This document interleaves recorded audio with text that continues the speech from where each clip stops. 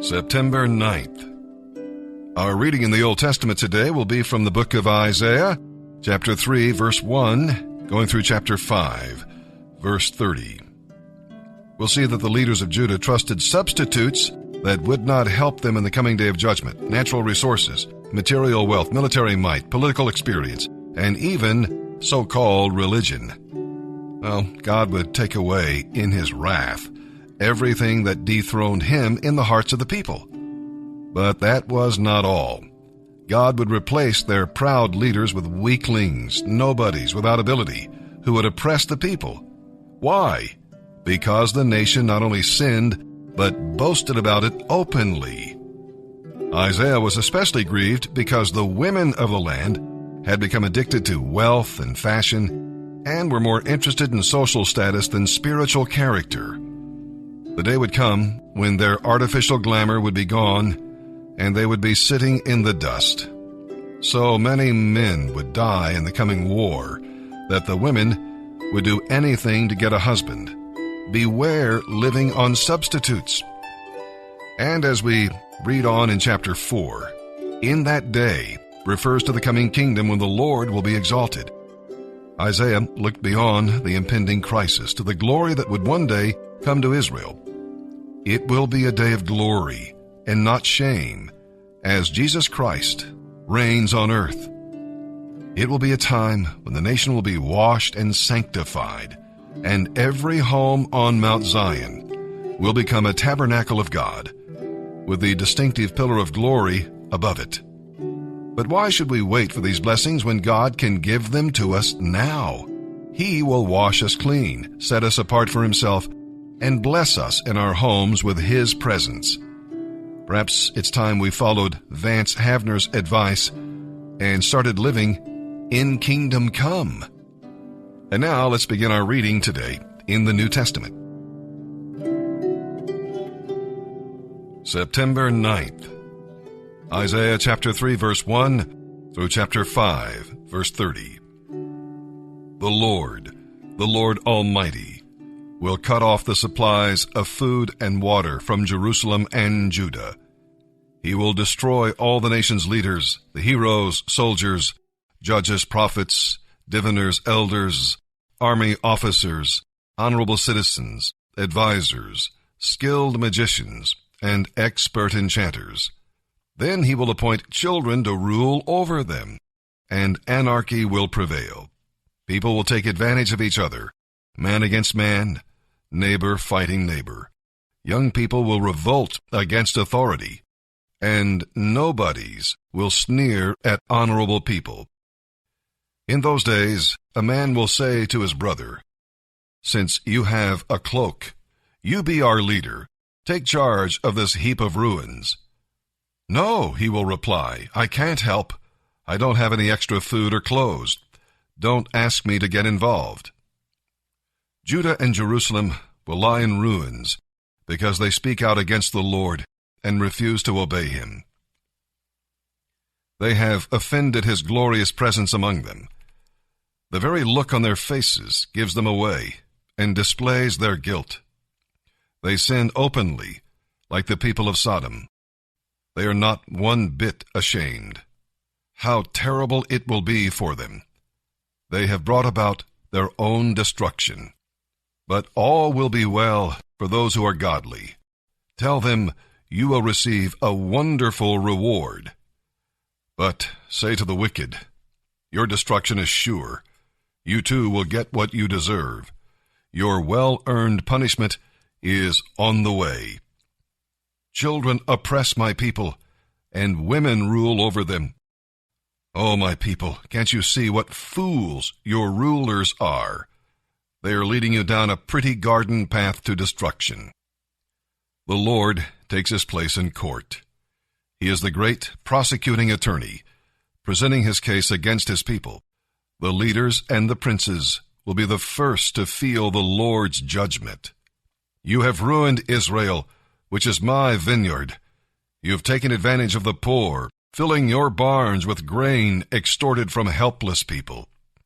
How dare you grind my people into the dust like that, demands the Lord Almighty. Next, the Lord will judge the women of Jerusalem, who walk around with their noses in the air, with tinkling ornaments on their ankles. Their eyes rove among the crowds, flirting with men. The Lord will send a plague of scabs to ornament their heads. Yes, the Lord will make them bald for all to see. The Lord will strip away their artful beauty, their ornaments, headbands, and crescent necklaces, their earrings, bracelets, and veils of shimmering gauze. Gone will be their scarves, ankle chains, sashes, perfumes, and charms, their rings, jewels, party clothes, gowns, capes, and purses, their mirrors, linen garments, head ornaments, and shawls. Instead of smelling of sweet perfume, they will stink. They will wear ropes for sashes, and their well-set hair will fall out. They will wear rough sackcloth instead of rich robes. Their beauty will be gone. Only shame will be left to them. The men of the city will die in battle. The gates of Jerusalem will weep and mourn. The city will be like a ravaged woman, huddled on the ground. In that day, few men will be left alive. 7 women will fight over each of them and say, "Let us all marry you. We will provide our own food and clothing. Only let us be called by your name, so we won't be mocked as old maids." But in the future, Israel, the branch of the Lord, will be lush and beautiful, and the fruit of the land will be the pride of its people. All those whose names are written down, who have survived the destruction of Jerusalem, will be a holy people. The Lord will wash the moral filth from the women of Jerusalem. He will cleanse Jerusalem of its bloodstains by a spirit of judgment that burns like fire. Then the Lord will provide shade for Jerusalem and all who assemble there. There will be a canopy of smoke and cloud throughout the day, and clouds of fire at night, covering the glorious land. It will be a shelter from daytime heat and a hiding place from storms and rain. Now I will sing a song for the one I love about his vineyard. My beloved has a vineyard on a rich and fertile hill. He plowed the land, cleared its stones, and planted it with choice vines. In the middle he built a watchtower and carved a winepress in the nearby rocks. Then he waited for a harvest of sweet grapes, but the grapes that grew were wild and sour. Now, you people of Jerusalem and Judah, you have heard the case. You be the judges. What more could I have done to cultivate a rich harvest? Why did my vineyard give me wild grapes when I expected sweet ones? Now this is what I am going to do to my vineyard. I will tear down its fences and let it be destroyed. I will break down its walls and let the animals trample it. I will make it a wild place. I will not prune the vines or hoe the ground.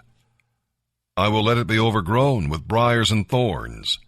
I will command the clouds to drop no more rain on it. This is the story of the Lord's people.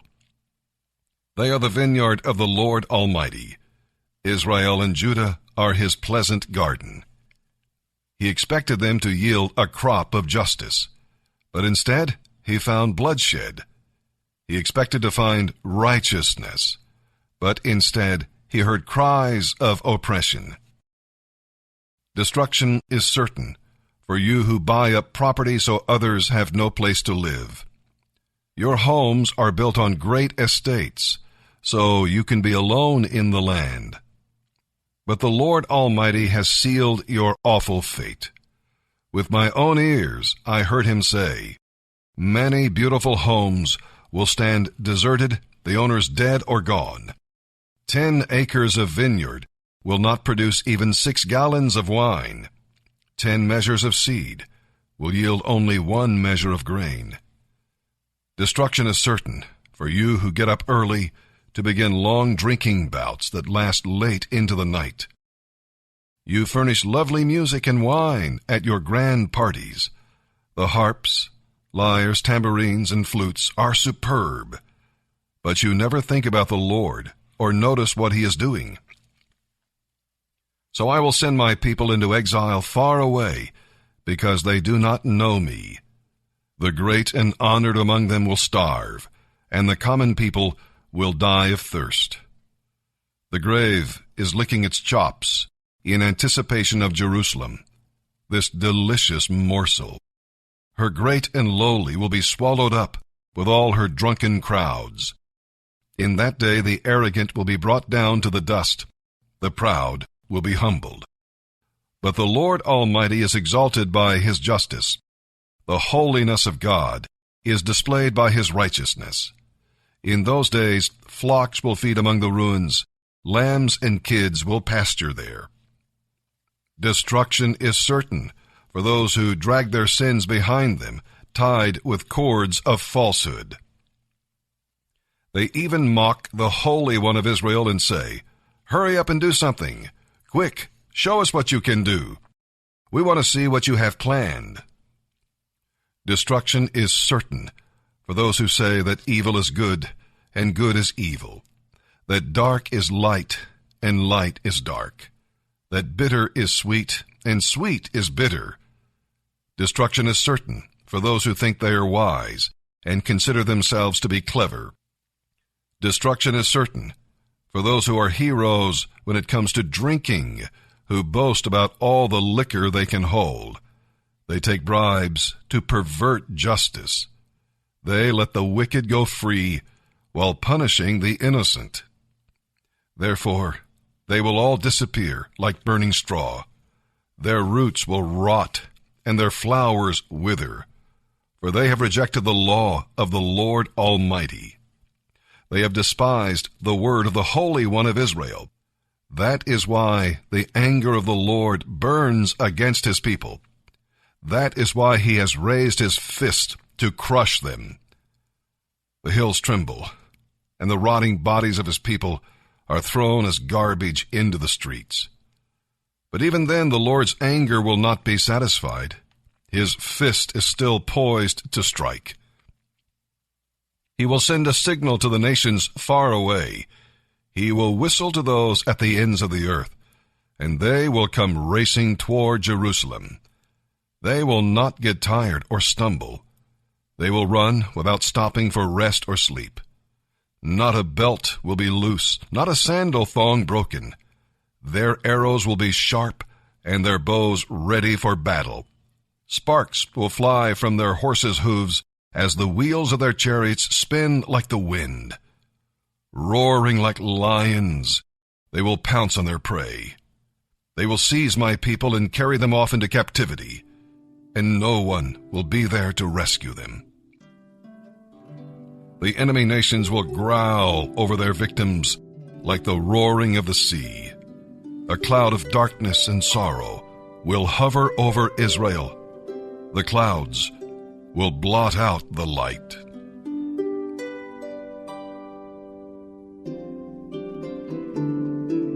September 9th. As we look into the New Testament today, our reading will come from the book of 2 Corinthians chapter 11, verses 1 through 15. We'll see that Paul compares himself to a father with obligations to his spiritual children. There is protection. Spiritual leaders must protect the church from false teachers who are like suitors trying to seduce the church from devotion to Christ. Beware losing your love for Christ and for those who helped you trust the Savior. We'll read about provision. Paul had the right to receive financial support at Corinth, but he laid it aside and sacrificed for them in love.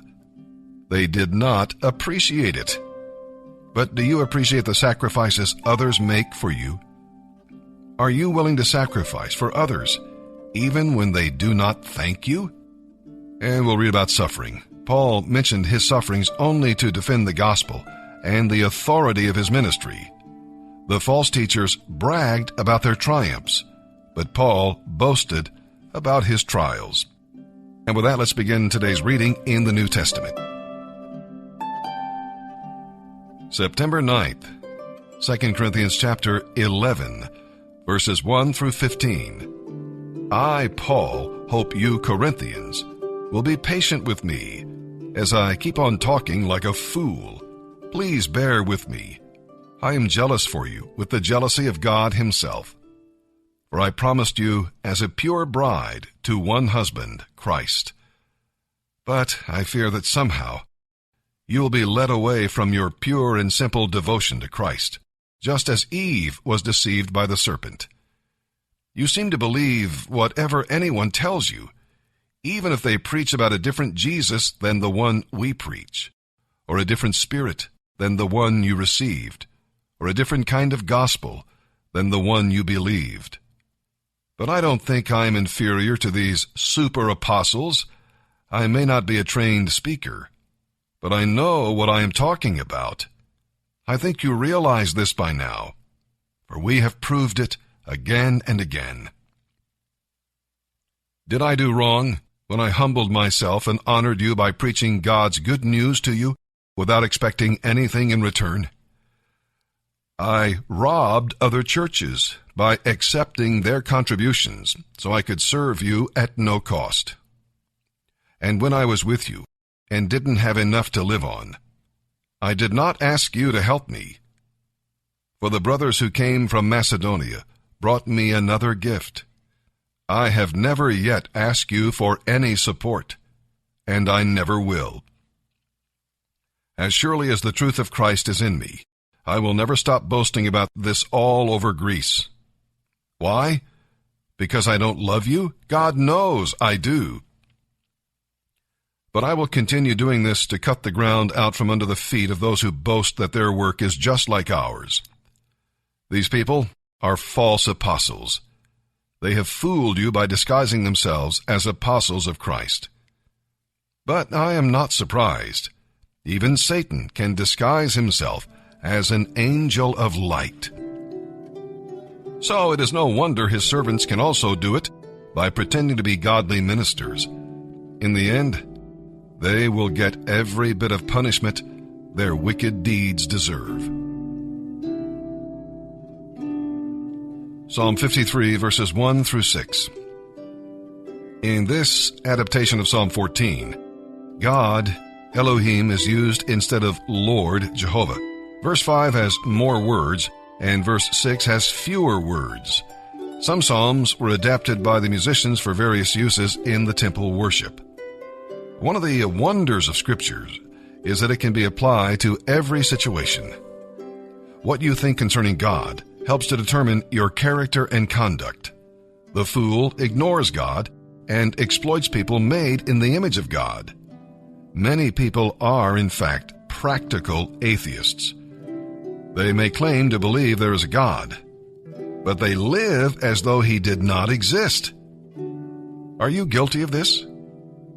Well, please know that God will have the last word. Psalm 53, verses 1 through 6, for the choir director, a meditation of David. Only fools say in their hearts, "There is no God." They are corrupt, and their actions are evil. No one does good. God looks down from heaven on the entire human race.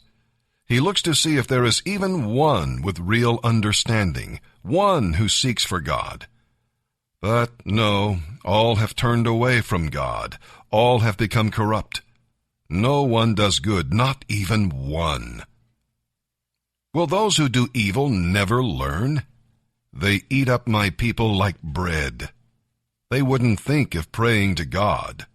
But then terror will grip them. Terror like they have never known before. God will scatter the bones of your enemies. You will put them to shame, for God has rejected them. Oh, that salvation would come from Mount Zion to rescue Israel. For when God restores his people, Jacob will shout with joy, and Israel will rejoice. Proverbs 22, verses 28 and 29. Do not steal your neighbor's property by moving the ancient boundary markers set up by your ancestors. Do you see any truly competent workers? They will serve kings rather than ordinary people.